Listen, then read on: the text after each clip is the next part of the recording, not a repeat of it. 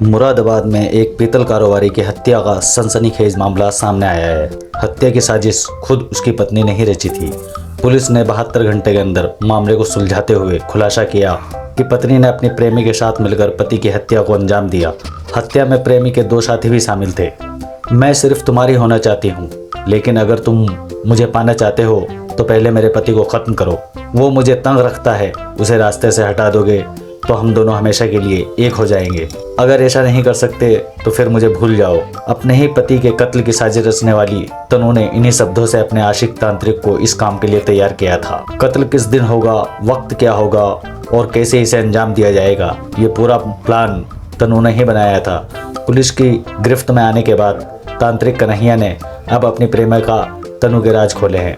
UP के मुरादाबाद में शनिवार की रात हुई पीतल कारोबारी की अनिल चौधरी की हत्या से हर कोई हैरान है।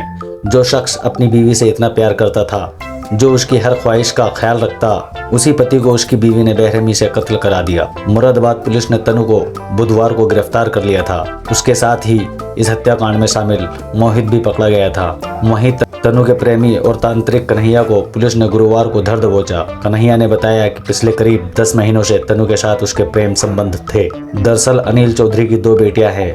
वो इन बेटियों और अपनी पत्नी के साथ खुश था। बेहद कम समय में ही उसने अपने कारोबार को बुलंदी पर पहुंचा दिया था। लेकिन तनु की ख्वाहिश बेटी की थी।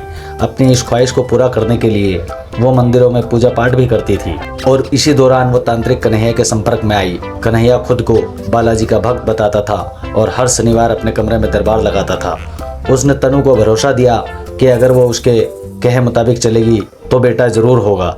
धीरे धीरे दोनों की नज़दीकियाँ बढ़ती गई और इनके बीच अवैध संबंध बन गए। तनु एक बार उसके साथ राजस्थान भी गई, जहां दोनों एक ही रूम में रुके थे। पुलिस पूछताछ में कन्हैया ने बताया कि अनिल को उन दोनों के प्रेम संबंधों की भनक लग गई थी। उसने तनु का कन्हैया से मिलना जुलना बंद करा दिया। कन्हैया ने पुलिस को बताया कि तनु उसे साफ साफ कहा कि या तो उसके पति को रास्ते से हटा दो वरना उसे भूल जाओ। इसके बाद कन्हैया ने अपने 2 चेलों आमोद और मोहित के साथ मिलकर अनिल की हत्या का प्लान बना लिया। हालांकि इस प्लान की पूरी स्क्रिप्ट तनु ने ही तैयार की थी। शनिवार की रात कन्हैया और उसके दोनों चेलों ने पहले शराब पी।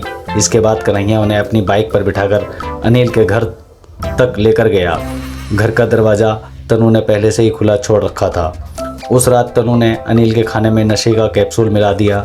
अनिल जब गहरी नींद में था तो रात के 1 बजे मोहित और आमोद घर में दाखिल हुए। वो सीधे बेडरूम में पहुंचे। यहाँ तनु ने अपने मोबाइल की टॉर्च जलाई और इन दोनों ने चाकू से उसके ऊपर ताबड़तोड़ वार किए। अनिल खून से लथपथ हो गया। इतने पर भी तनु के कलेजे को ठंडक नहीं मिली। उसने आमोद और मोहित से कहा 2-4 चाकू और मारो, ये बचना नहीं चाहिए। यहाँ तक कि उसने उन दोनों से ऐसी जगहों पर चाकू मारने के लिए कहा जहाँ अनिल के बचने की गुंजाइश ही ना रहे। हालांकि इसी दौरान उसकी बड़ी बेटी की आंख खुल गई और उसने मोहित और आमोद को पहचान लिया। तनु इस पूरे कांड को ऐसे दिखाना चाहती थी कि घर में लूट की वजह से अनिल की हत्या हुई, लेकिन उसकी बेटी की आंख खुलने से सारे प्लान पर पानी फिर गया। उधर नशे की हालत में अपने ही हाथ में चाकू लगने से आमोद की मौत हो गई। इसके बाद अनिल की बेटी ने पुलिस को बयान दिया और जब पुलिस ने सुराग जोड़े तो कत्ल की मास्टरमाइंड तनु ही निकली। कन्हैया ने पूछताछ में बताया कि तनु उसके साथ भागने के लिए भी तैयार थी।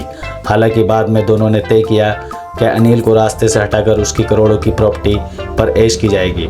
पुलिस ने अब इन तीनों को गिरफ्तार कर जेल भेज दिया है।